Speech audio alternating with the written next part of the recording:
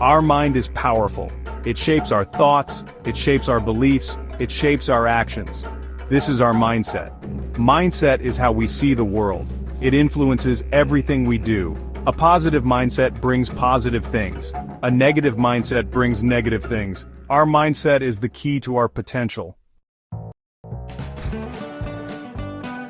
There are two main mindsets. A fixed mindset is limited. People with this mindset avoid challenges. They give up easily. A growth mindset is full of possibilities. People with this mindset love challenges.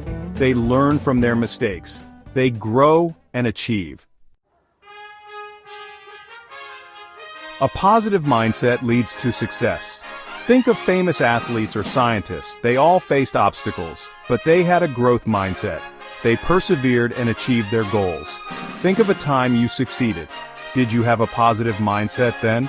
A positive mindset helps us overcome challenges. It helps us achieve our dreams. You can cultivate a positive mindset.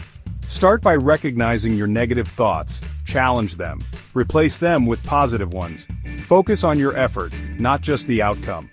Learn from your mistakes. Surround yourself with positive people. Remember, your mindset is a powerful tool. Choose to cultivate a positive one. You will be amazed by what you can achieve.